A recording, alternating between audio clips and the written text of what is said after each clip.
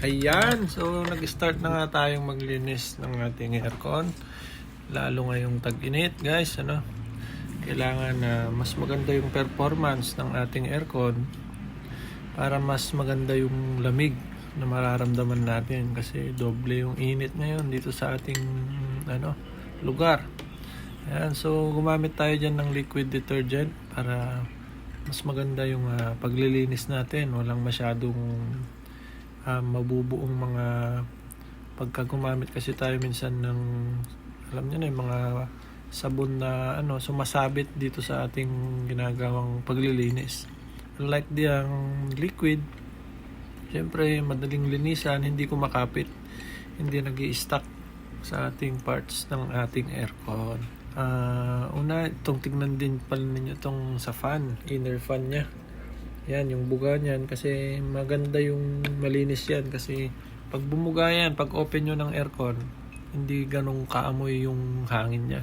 Kumbaga sa hindi masyadong amoy kulob pag malinis yung kanyang fan sa loob.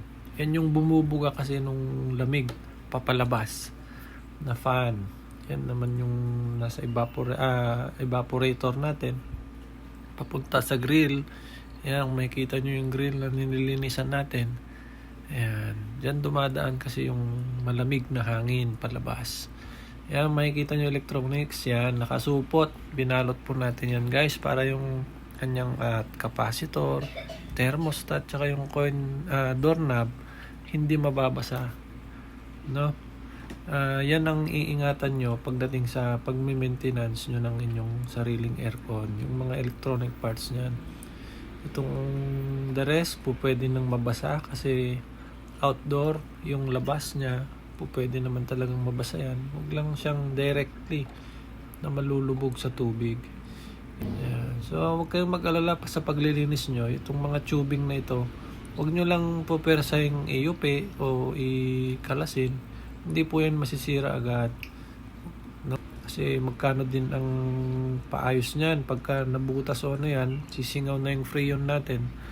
Magkano din ang gastos noon, guys, Kaya pagka i-DIY nyo yung paglilinis, konting ingat, lalong-lalo na po dyan.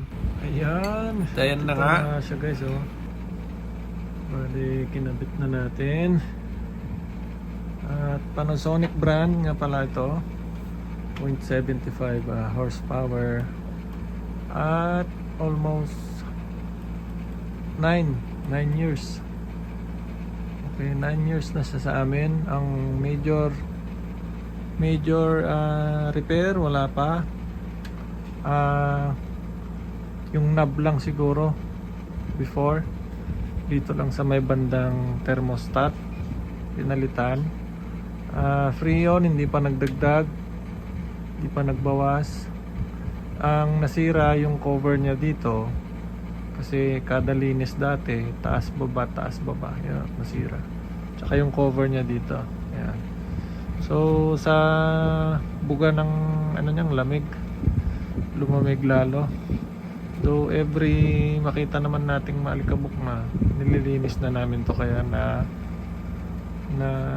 aagapan sa maintenance. So tumatagal lang aircon, dala ng yan, hindi masyadong hirap, malinis yung kanyang filter. Yan, mga ganyang guys, yung mga ganyang maintenance, malaking tulong sa ating aircon, especially ngayong tag-init.